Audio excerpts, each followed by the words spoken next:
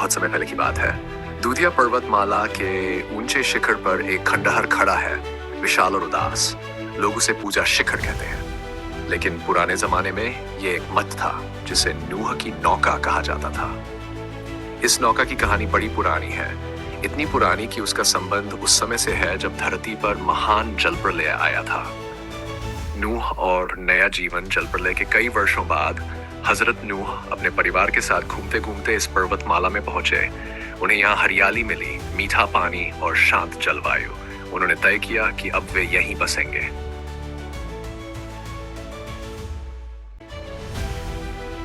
जब नूह को लगा कि उनकी जिंदगी का अंत करीब है तो उन्होंने अपने बेटे सैम को बुलाया।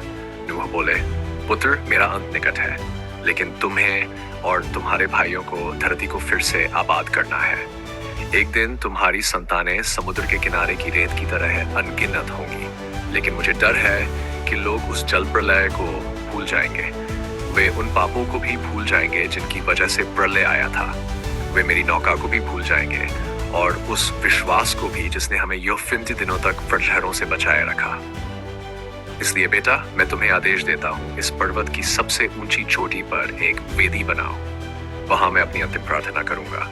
उस वेदी के चारों ओर एक भवन बनाना जो नौका जैसा हो लेकिन छोटा। यह भवन नूह की नौका कहलाएगा। उस वेदी पर मैं एक अग्नि जलाऊंगा। तुम वादा करो कि वह अग्नि अखंड ज्योति की तरह हमेशा जलती रहेगी।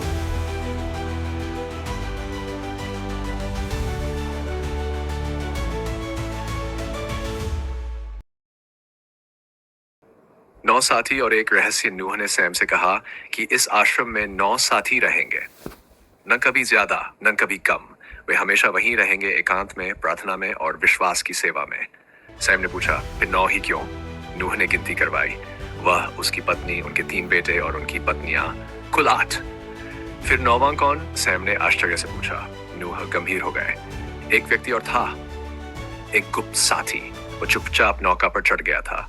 सिर्फ मैंने उसे देखा था। वह मेरा कर्णधार था। उसके बारे में मुझसे और मत पूछना।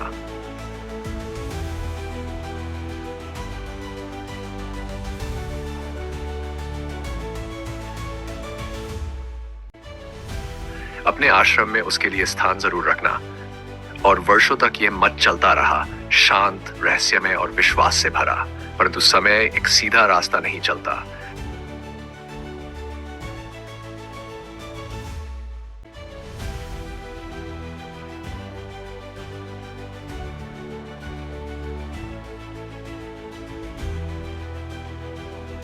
और इस तरह हमने अब तक देखा कि किस तरह सैम ने अपने पिता के आदेश के अनुसार मठ को आगे बढ़ाया। आइए जानते हैं आगे क्या क्या हुआ।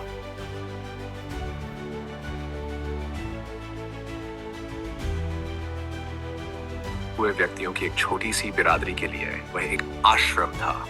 वहां रहते थे केवल 9 व्यक्ति, नन एक अधिक नन एक कम। उन्हें कहते थे नौका के साथी।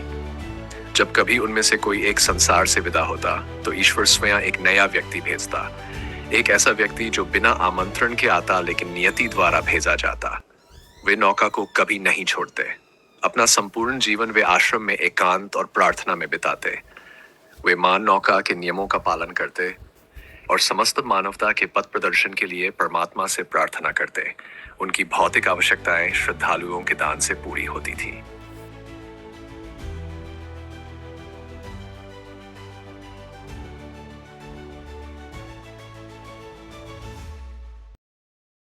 जब हजरत नूह अपने पूर्वजों से जा मिले, उनके शरीर को उनके बच्चों ने नौका की वेदी के नीचे दफनाया और वह आश्रम सदियों तक उसी गूढ़ परंपरा के अनुसार चलता रहा।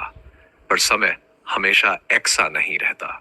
धीरे धीरे नौका ने अपने नियमों से अधिक दान स्वीकार करना शुरू किया। भूमियां, सोना चांदी, जवाहरात, सब कुछ आने लगा। मत संपन्न होता गया, इतना कि उसकी संपत्ति का अनुमान लगाना भी कठिन हो गया। और फिर जब एक साथी की मृत्यु हुई, ठीक उसी समय एक अजनबी आया। वह भूखा था, वस्त्रहीन था, घावों से भरा हुआ। उसने विनती की, मुझे बिरादरी में स्थान दीजिए। नियमों के अनुसार पहले आने वाले को स्वीकार करना ही पड़ता था, लेकिन इस बार नौका का मुखिया दुनियादार, कठोर और हठी था। उसने अजनबी को देखकर कहा, तू इस योग्य नहीं। अजनबी ने बहुत आग्रह किया, पर मुखिया क्रोधित हो गया। उसने चिल्लाया, चला जा यहाँ से। लेकिन अजनबी टस से मस नहीं हुआ। अंत में मुखिया ने उसे एक नौकर के रूप में रखने की अनुमति दी, पर उस दिन से 9 की संख्या कभी पूरी न हुई। 7 वर्ष बीते। मठ और अधिक धनवान होता गया। मुखिया प्रसन्न था। उसे लगने लगा यह अजनबी तो सौभाग्यशाली है। परंतु 8वें वर्ष की शुरुआत के साथ ही सारी शांति बिखरने लगी। नौका के साथी अब मुखिया की बात नहीं मानते थे। वे अजनबी के प्रभाव में आ गए थे। मुखिया को सब समझ में आ गया, अजनबी ही इस अशांति का कारण है। उसने सोचा अब इसे निकाल देना चाहिए, लेकिन बहुत देर हो चुकी थी। अजनबी का प्रभाव इतना गहरा हो चुका था कि अब कोई भी नियम, कोई भी तर्क काम नहीं कर रहा था। 2 वर्षों में उन्होंने आश्रम की पूरी संपत्ति बांट दी, गांवों और जमीनों को किसानों को दे दिया। तीसरे वर्ष वे सब आश्रम छोड़कर चले गए और अजनबी ने जाते जाते मुखिया को शाप दिया। वह अब बोल नहीं सकता और मठ की भूमि से बंधा रह गया। कहते हैं आज भी वह खंडहरों में भटकता है। दिन हो या रात, लोग उसे छाया की तरह यहां वहां घूमते देखते हैं, मगर कोई उसकी आवाज नहीं सुन पाया। जब कोई पास आता है वह अचानक गायब हो जाता है। वह मुखिया मेरी आंखों में उतर गया, मेरे खून में गूंजने लगा और मैंने तय किया मैं उस पर्वत पर जरूर जाऊंगा।